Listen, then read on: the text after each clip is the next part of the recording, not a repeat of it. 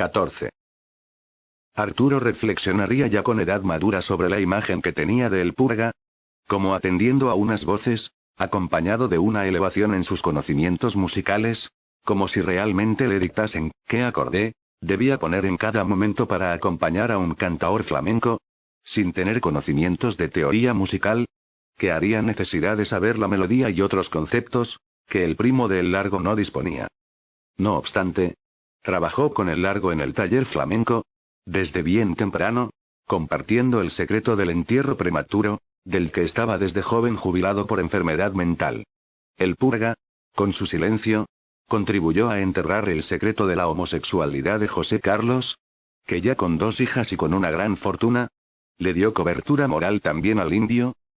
pues conocedores de la adulteración, siempre se amparaban con la frase promulgada por el exitoso empresario en el campo del paquete turístico consistente en clases de flamenco a extranjeros con alojamiento en la ciudad de Sevilla. ¡Qué bien vives! Ese siempre fue el saludo al encontrarse con el que fuera su gran amigo juvenil, soñando con un mundo distinto hasta que apareció la homosexualidad por dinero con el padre Rafael Campos. Arturo vivía tan bien, que tras ir analizando episodios anteriores de su vida, llegó al convencimiento que El Purga, al apostarse lo que hiciese falta respecto a la transmisión de ideas al cerebro, tenía razón. Esa herramienta usada por la CIA, era la misma que se utilizaba en psiquiatría contra los enfermos mentales, dotándolos de informaciones tóxicas que no llegaban a ninguna parte, y produciéndoles y haciéndolos víctimas de sonidos e informaciones, que no se correspondían con la realidad. María del Carmen debía llamar 2 o 3 veces por teléfono, el mismo día a su madre y muchas otras personas, y familiares para cotejar las voces oídas en el cerebro. Pero de igual forma, un profesor universitario puede exponer una innumerable cantidad de términos científicos difíciles de memorizar. La sociedad se polariza. Los inadaptados del sistema estadounidense lo pagan con la prisión y la vida, mientras que los afortunados que pagan una matrícula en una universidad cuentan con una chuleta gratis, como así se denomina en el argot estudiantil. ¿Es de justicia social que las minorías negras e hispanas paguen con su vida en una proporción que es doble respecto a los blancos norteamericanos? Desde esta óptica, podemos comprender que un ciudadano tome un arma de repetición y entre en un colegio disparando sin motivos aparentes sobre unos pequeños estudiantes. Crimen horrendo que la opinión pública no puede tolerar, pero que únicamente confirma la dictadura de un sistema que polariza la sociedad en exitosos y víctimas condenadas. En Europa la pena de muerte está abolida desde hace tiempo, afortunadamente, pero esta arma usada por la CIA también se utiliza igualmente, impidiendo cualquier intento de cambio social. Al crear esta polaridad social, de exitosos y perdedores, el espectro se amplía, es decir, existe una cúspide del poder y una base desafortunada. Pero los exitosos siempre podrán arrojar a los demás que el sistema está abierto para todo el mundo, que cualquiera puede ascender en la pirámide social y conseguir el sueño americano, o el sueño en cualquier otro lugar del mundo, ya dentro del único sistema posible: el capitalismo competitivo. Los que se benefician de la chuleta o ese chivato únicamente deben presentarse a un examen académico, por ejemplo, y toda la carrera está asegurada. Se requiere el pago de la matrícula, como es lógico, y ahí es donde el círculo vicioso de corrupción del sistema se perpetúa, pues únicamente unos afortunados podrán cursar en Oxford, Cambridge, por ejemplo, que tantos premios Nobel arrojan al mundo de las luces. La Iglesia Católica, ante cualquier voz interior de alguno de sus miembros,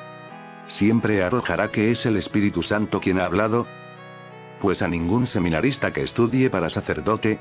se le va a indicar que vaya a un psiquiatra, o a desalentarle de su vocación por alguna voz interior, sino todo lo contrario. Aquí es donde el gobierno estadounidense y la Iglesia Católica hicieron el acuerdo una vez descubierta esta poderosísima arma tecnológica. La santa institución perdió una oportunidad única en la historia de la humanidad, únicamente por su codicia de querer conquistar nuevamente el terreno perdido tras la caída del comunismo en la antigua Europa del Este, y esperando que el mundo islámico pudiera abrir alguna fisura y penetrar también, pero en ese balance de poder e influencia, con una credibilidad bajísima, salpicada siempre de escándalos sexuales, el balance sigue siendo pésimo para realzarla y elevarla de la mediocridad moral. Atacar la pena de muerte, que cada mes o cada 2 meses, el sistema penitenciario norteamericano se lleva la vida de inadaptados, hubiera estado ganado. Únicamente con un obispo de la ciudad, donde se fuese a ejecutar un ciudadano, por orden de un gobernador, al frente, en una gran manifestación pacífica, con todos los católicos unidos y siguiendo a su director espiritual en la cabeza, y al frente de la manifestación, los cimientos del país más poderoso del planeta comenzarían a resquebrajarse, y la Iglesia Católica quedaría muy fortalecida en el resto del mundo. Además, Estados Unidos de Norteamérica tampoco es un país que le reporte muchos seguidores a la santa institución, pues allí, al ser asociada al mundo hispano, siempre vejado respecto al anglosajón, está considerada como una institución corrupta llena de escándalos y de hipocresía ideológica, con episodios históricos como la Santa Inquisición, que hasta hoy en día inspira el Ku Klux Klan y otros asuntos turbios. La avaricia, la codicia, con una falta de visión general, únicamente pensando en recaudar en los nuevos espacios abiertos tras la caída del telón de acero, además con una falta de valentía política, han dejado a la Iglesia Católica sin el protagonismo que hubiese tomado con la estrategia de enfrentarse y oponerse a la única democracia del planeta, que encuentra justificación en matar a sus ciudadanos, que no son capaces de adaptarse. Deberíamos recordar que en una de las cámaras legislativas del país todopoderoso norteamericano, se puede leer en letras grandes, para que todos los legisladores allí presentes no tengan ningún tipo de dudas. In God we trust, en Dios nosotros confiamos. Evidentemente, no se trata de una teocracia, pues únicamente obedece a un legado histórico de una época muy reciente en la que continuaban encomendándose a un ser divino, o incluso a leyes provenientes de ese ser, que alienta con su presencia la acción humana. Pero como todos pretenden guardar las formas, ¿no sería escandaloso encabezar una manifestación con la pancarta, sostenida por un obispo u otro seguidor de Jesús de Nazaret, que dijese en letras también mayúsculas: no matarás? El derecho canónico, de ámbito en gran parte de la tierra, considera esta acción humana como el mayor pecado que puede cometer el hombre. Sin embargo, desde hace décadas, calla esperando que salpiquen a alguno de sus miembros con un nuevo escándalo sexual. En este juego de poderes entre los distintos gobiernos estadounidenses y el Vaticano, con el sacrificio de Marcinkus, el tesorero de la Santa Iglesia Católica, el primero ha ganado por goleada, jugando en un terreno limitadísimo comparado con la cancha por la que siempre se ha desenvuelto la Iglesia Católica y su experiencia durante 2 milenios desde la revolución iniciada por Jesús de Nazaret. Bien es cierto que Estados Unidos custodia con su política exterior la garantía del mismo pilar religioso de la Santa Institución, que es Tierra Santa, es decir, el Estado de Israel. Pues si cayese esta tierra en manos musulmanas, comenzaría la caída de la Iglesia Católica y el mundo occidental, sustentado en esos valores precisamente. Imaginen un mundo con un Israel tomado por el pueblo musulmán. Aquí es donde los judíos ortodoxos deberían tener mayor protagonismo, pues son garantes también de la versión contraria, es decir, que la resurrección de Cristo fue un montaje por conveniencia política, y desde entonces se dan cabezazos contra el muro de sus antepasados en un gesto que revela claramente la impotencia y trascendencia de encontrarse hoy en día un mundo, al menos una grandísima parte de él, diseñado en torno a una mentira. Los judíos, entiéndase esta denominación por extensión étnica, custodian al mismo tiempo la verdad y la mentira. Tienen la llave para una auténtica transformación religiosa, cultural y política. Efectivamente, En el Parlamento israelí se medirán las fuerzas de esta contienda política religiosa. Pero es bien cierto que el obispo de Roma no puede permitir tampoco que esa tierra santa, donde el Hijo de Dios nació, murió y resucitó, quede en manos de un pueblo que pueda borrar esa historia para el futuro, y nadie apuesta tanto por la derrota teológica como el pueblo musulmán, que se reafirma precisamente bajo la estupidez de la resurrección de un joven blanco revolucionario sin un trabajo que le diese respaldo moral. Nuevamente, los campos e intereses se mezclan, pues la psiquiatría también debería explicar por qué los habitantes de raza negra pagan con su vida en una proporción doble a la del resto de reos de raza blanca, que esperan ser ejecutados mediante la silla eléctrica, la inyección letal o la cámara de gas, esta última herramienta de exterminio, bochorno de la humanidad, también inventada en Estados Unidos de Norteamérica, a comienzos del siglo XX, y no precisamente en tiempos de guerra. Recordaremos siempre al Dr. Jiménez del Oso, que con una gran credibilidad contrastada